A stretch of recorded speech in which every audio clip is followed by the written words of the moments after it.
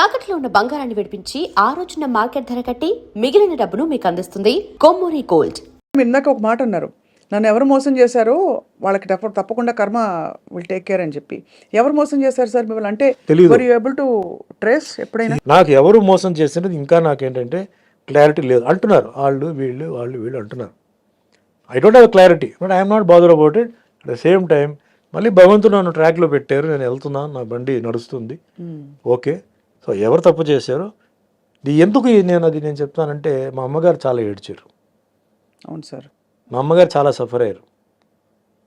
నేను ఆవిడ కోసం ఈ మాట అంటున్నాను. ఆవిడ ఆత్మకి శాంతి రావాలని చెప్పి నేను చెప్తున్నాను. దెబ్బ నాకు కాదు, దెబ్బ మా అమ్మ కూడా తగిలింది. అని ఎంతో గారభారంగా పెంచి ఎంతో చేసి ఆవిడకి అది తగిలింది. అది సో నేనేం చెప్పట్లేదు, అది వదిలేస్తున్నాను. సరే, కర్మలో అది నేను చేయాలి. మీ కర్మ ప్రకారం మీకు ఏముందో మీరు అనుభవిస్తారు. అది ఒక కొరియర్ వస్తాడు, చేయిస్తాడు, తప్పదు. అందుకే మీరు కొన్ని న్యూస్ మీరు చూస్తే ఘోరమైన యాక్సిడెంట్లో చనిపోయారు, ఘోరమైన దీంట్లో ఇది జరిగింది, ఆత్మహత్య చేసుకున్నారు, రోగం వచ్చి హాస్పిటల్లో ఎన్నో నెలల నుంచి ఉన్నారు. ఇవన్నీ కర్మ అండి. ఇది డబ్బు, పవర్ అక్కడ ఏమీ చేయడానికి లేదు. సో నేను దాన్నే నమ్ముతున్నాను. నేను ఎవరన్నా చెప్పాలంటే కూడా నేను భయపడతానండి. సుమన్ బోలాశంకరుడు ఏం కాదు, సుమన్ మంచివాడు. లోపల ఇంకో సుమన్ ఉన్నాడు, పిశాచి వాడు పడుకుని ఉంది లోపల. కానీ ఓ అమ్మాయి, నేను ఎవరండి మిమ్మల్ని శిక్షించడానికి, మిమ్మల్ని తిట్టడానికి నేను ఎవరు? నాకు అర్హత లేదు. తప్పు చేసినప్పుడు నేను చెప్తాను, ఇది వద్దు, బాగాలేదు, చేయొద్దు.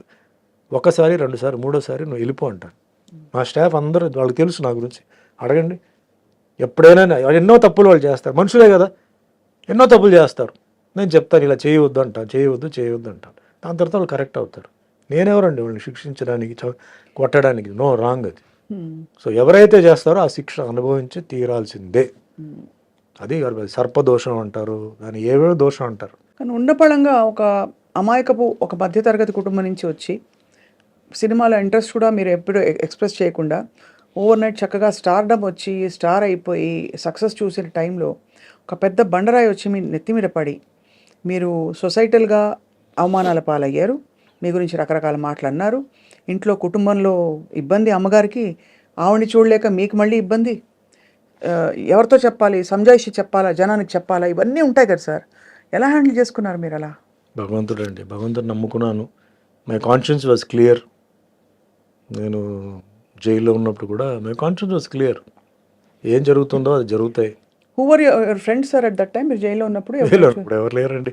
నన్ను డైలీ ఒక సెల్ మార్చేవారు, ఎందుకంటే ఫ్రెండ్షిప్ అవుతుంది చెప్పేసి మార్చేవారు.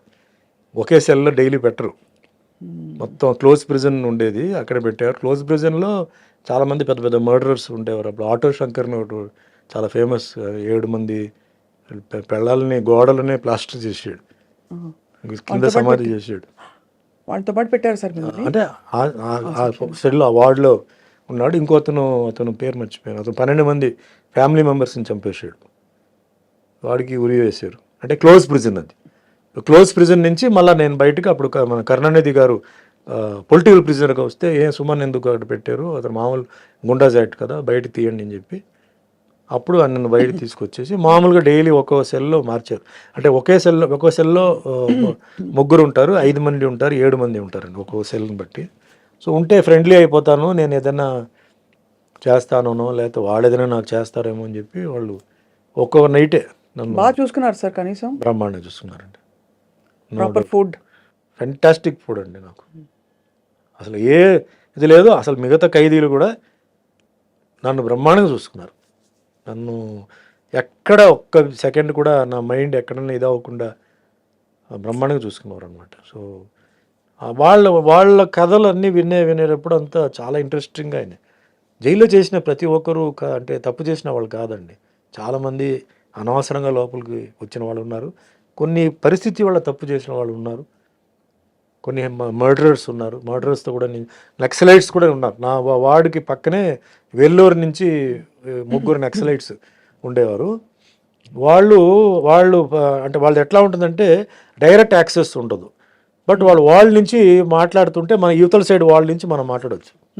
అప్పుడు సుమన్తో మాట్లాడాలని చెప్తే పిలిస్తే వెళ్తే ఫుడ్ ఎలా ఉంది, మీకు దాల్ అదంతా ఎలా ఉంది అంటే బాగానే ఉంది. అంటే బాగానే ఉందంటే ఎట్లా అంటే లేదు బాగానే ఉంది. అలా కాదు, దాల్ తిప్పేసి చేతులతో ఫింగర్తో తిప్పేసి కొంచెం దాల్ ఇలా అంటే ఫింగర్లో తీసి వాల్లో ఇలా వేయి, అది జారుతుందా అలా అంటుకుంటుందా చెప్పు నాకు అన్నాడు. అంటే నెక్స్ట్ డే వస్తే అలా చేశాను అలా నుంచుందండి, జారలేదంటే ఇలాగే ఉండాలి దాల్, మీకు దాల్ జారకూడదు, జారిందంటే నీళ్ళు కలిపినట్టు దాంట్లో అని అట్లా అని వాళ్ళతో కూడా కొన్ని విషయాలు. ఎంత ఇంట్రెస్టింగ్ సార్ అది, అంత అంత ఇది ఉండదు. అంటే మీకు ఖైదీలకి ఇల్ ట్రీట్మెంట్ జరగకూడదండి.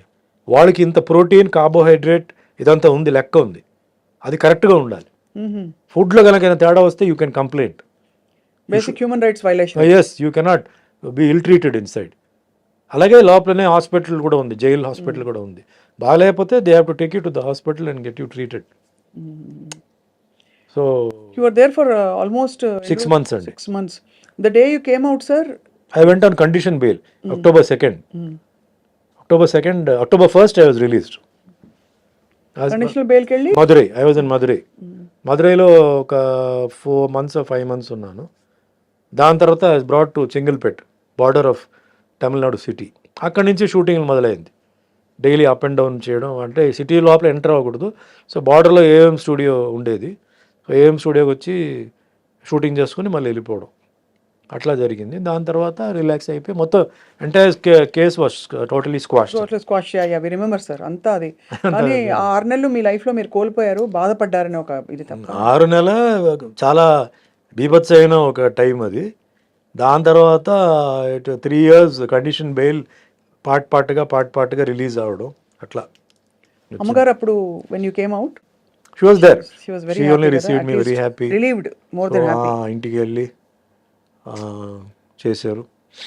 జైలు నుంచి నేను బయటకు వచ్చినప్పుడు సుమలత వాళ్ళ ఫ్యామిలీ, వాళ్ళ మదర్ సిస్టర్ వచ్చి నన్ను జైలు దగ్గర రిసీవ్ చేశారు. మా ఇంటికి వచ్చాను, ఇంట్లో సుమలత గారు ఆవిడ మదర్ వచ్చి నన్ను కలిసి వెళ్ళారు. Next day morning Mohan Babu గారు వచ్చారు, ఒక దండ. అందుకే నాకు మోహన్ బాబు గారు అంటే అందరూ ఆయన కోపిస్టు, అది చెప్పి ఏం చెప్పినా అంటే ఆయన character okay, golden heart. But ఆ ఒక్క విషయానికి నేను పాదాభివందనాలు చేస్తున్నాను. గేట్ దగ్గర వచ్చి నుంచున్నాడు. నేను ఎవరిని కలవడానికి ఇష్టం లేదంటే మా అమ్మగారు చెప్పారు, లేదు మోహన్ బాబు వచ్చున్నారు లోపల పిలువ అంటే, సరే గేట్ తీయని వచ్చి నాకు పూలదండ వేసి షిరిడి సాయిబాబా ఆశీర్వాదాలతో మళ్ళీ నువ్వు సినిమా ఇండస్ట్రీలో రావాలి సుమన్, మళ్ళీ నువ్వు వస్తావు, బాబా బ్లెస్సింగ్స్ ఉంది, డెఫినెట్గా నువ్వు వస్తావు, నువ్వు ఏం భయపడొద్దు, నీ సీట్ నీకే వస్తుంది చెప్పి అంటే ధైర్యం చెప్పేసి పాప వెళ్ళాడు. ఎందుకు రావాలి ఆ మనిషి, బట్ వచ్చారు పాప ఆయన వచ్చి. సో అందుకే నాకు ఆయన నా గురించి తిట్టకపోయినా ఏం చేసినా మనిషి అనే క్యారెక్టర్, అలాంటి క్యారెక్టర్ అది. కొంచెం ఓపెన్గా మాట్లాడతాడు, రఫ్ అండ్ టఫ్గా మాట్లాడతాడు. ఆ ఒక్క విషయానికి నేను అప్రిషియేటివ్, నాకు ఐ నెవర్ ఫర్గెట్ దట్.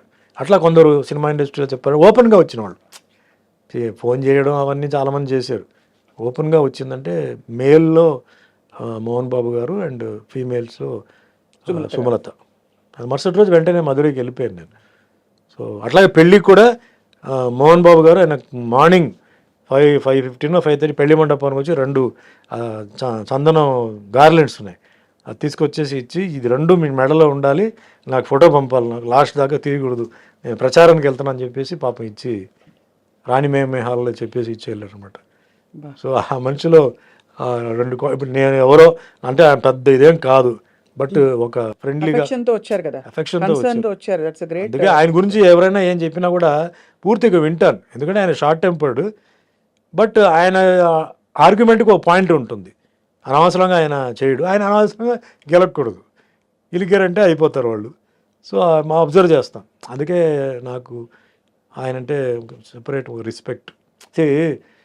కష్టాల్లో ఉన్నప్పుడు ఎవరైతే మనం గుర్తించారో, ఎవరైతే చేశారో వాళ్ళని మనం లైఫ్ లాంగ్ మర్చిపోకూడదు, ఇప్పటికీ గుర్తుంచుకోవాలి కదా సార్. అదే ఎంత పడ్డారు సార్ ఒక జీవితంలో, ఎన్ని ట్విస్ట్లు టర్న్స్ అన్ని. ట్విస్ట్ టర్న్ భయంకరమైన. సో మీరు అరేంజ్ మ్యారేజ్ కదా సార్? అరేంజ్ నరసరాజు గారి నైబర్స్ అండి చెన్నైలో. సో నేను బెయిల్ టైం అయిపోయింది, ఇంకా కొంచెం నడుస్తుంది. అప్పుడు నరసరాజు గారు డాటర్ కవిత గారు వచ్చి, సినిమా చేస్తున్నాను, నాకు డేట్స్ కావాలి, చేయాలి నాకు అంటే కొంచెం ఆవిడకి రిలీజ్ అవుతుందనే విషయం కొంచెం తెలిసింది ఆవిడకి ఏదో సమ్ సర్కిల్ ద్వారా. సరే ముందు నేను రిలీజ్ అవ్వాలి కదండి, అయిన తర్వాత చూద్దామని చెప్పి, తర్వాత 2-3 months తర్వాత రిలీజ్ అయింది. దాని తర్వాత చేద్దామని చెప్తే ఫైనల్గా ఆవిడ సినిమా కుదరలా. డైరెక్టర్స్ ఈ సినిమా వచ్చింది ఇప్పుడు మధ్యలో, పెళ్లి సినిమా, రియల్ లైఫ్ పెళ్లి Real life సందడి సినిమా. ఇది వచ్చింది. సో అట్లా లైఫ్ అట్లా జాయిన్ అయిపోయి, సో నరసరాజు గారు ఒక గొప్ప రైటర్, సో ఆయన ఆశీర్వాదాలు, ఆయన కొన్ని ఒపీనియన్స్, అడ్వైస్, అది కూడా నాకు తర్వాత హెల్ప్ అయింది. ఏదో మనం యాక్టర్ అయిపోయాము మాకు అన్నీ తెలుసు అని కాకుండా, ఎందుకంటే ఆయన ఎన్టీఆర్ గారి గురించి, నాగేశ్వరరావు గారి గురించి, కృష్ణ గారి గురించి, కృష్ణరాజు గురించి సో అని చెప్పేవారు. సో ఒక్కొక్కరు వాళ్ళ క్యారెక్టర్స్ ఏంటి, హౌ దే సస్టైన్ ఇండస్ట్రీలో. అండ్ మోస్ట్ అసలు రఫ్ అండ్ టఫ్ డిసిప్లిన్ అంటే రామారావు గారు, యాక్టర్, ప్రొడ్యూసర్, డైరెక్టర్, మళ్ళీ ఒక ఇమేజ్, ఇది variety of characters, dialogue delivery, punch కించ్ అన్నీ నాకు ఇన్ఫర్మేషన్ అంతా జెన్యున్ ఇన్ఫర్మేషన్ వచ్చింది ఆయన ద్వారానే. సో నాగేశ్వరరావు గారి గురించి. What a great life sir. అంటే అలా అలా మీరు బయటకు వచ్చేయడం, మానసికంగా మీరు బయటకు రావడం is the biggest. I think మీ మార్షల్ ఆర్ట్స్ కూడా మీకు చాలా సెంటరింగ్ అండ్ మార్షల్ మెడిటేషన్ నేర్పించింది, ఇన్నర్ మెడిటేషన్. మార్షల్ ఆర్ట్సే నన్ను కాపాడింది. ఎందుకంటే జైలుకి వెళ్ళి బయటకు వచ్చిన వాళ్ళు రూపాలు మారిపోతాయి, మీకు డిప్రెషన్లో రూపాలు మారిపోతాయి, ఫిజిక్ మారిపోతాయి, అన్నీ ఉండదు అక్కడ. ఆ సిచ్యువేషన్లో తట్టుకొని, ఆ సిచ్యువేషన్లో ఉండి, అది హెల్ అండి. అది మనం అలాగే మెయింటైన్ చేసామంటే మార్షల్ ఆర్ట్స్, మెడిటేషన్, నా బిలీఫ్, కర్మ సిద్ధాంతం బిలీఫ్. అండ్ పైనుంచి దిస్ ఇస్ అ ఫేజ్ అండి. ప్రతి ఒక్కరికి ఒక ఫేజ్ ఉంటుంది, ఆ ఫేజ్ పాస్ అవ్వాల్సిందే. ఇప్పుడు చంద్రబాబు నాయుడు గారు ఉన్నారు, ఆయన జైలుకి వెళ్ళారు కదా, ఒక ఎక్స్-సీఎం ఆ ఏజ్లో. మరి ఆయనకి ఎంతోమంది ఫాలోవర్స్ ఉన్నారు, లీగల్గా అన్నీ ఉన్నారు కదా, ఢిల్లీలో కూడా ఎవరు ఆపలేకపోయారు కదా. అదే నేను చెప్పేది, కర్మ అనేది. You have to go through. కర్మ మీరు పోవాల్సిందే. బాంబ్ బ్లాస్ట్ జరిగింది కదా అలిపిరిలో, మరి ఆయన పైకి వెళ్ళిపోయి కింద పడ్డాడు కదా. జీవితంలో బ్రతకాలని ఉంది. ఆ దీంట్లో ఎవడైనా కారు చూసి ఎక్కడ ఇంకా కొంచెం అటు వెళ్ళి ఉంటే లోయి, మేము వెళ్ళి చూసాం, ఇంకా ఇక్కడి నుంచి అక్కడ వెళ్ళి ఉంటే లోయి అది కింద. సో కర్మని జస్ట్ ఎగ్జాంపుల్ చెప్తాను, ఎందుకంటే సుమన్ ఏదో పిచ్చివాడు, ఏదో ఏదో మాట్లాడుతున్నాడు, ఏదో చాలా పర్ఫెక్ట్ గా చెప్తున్నారు మీరు. ఇది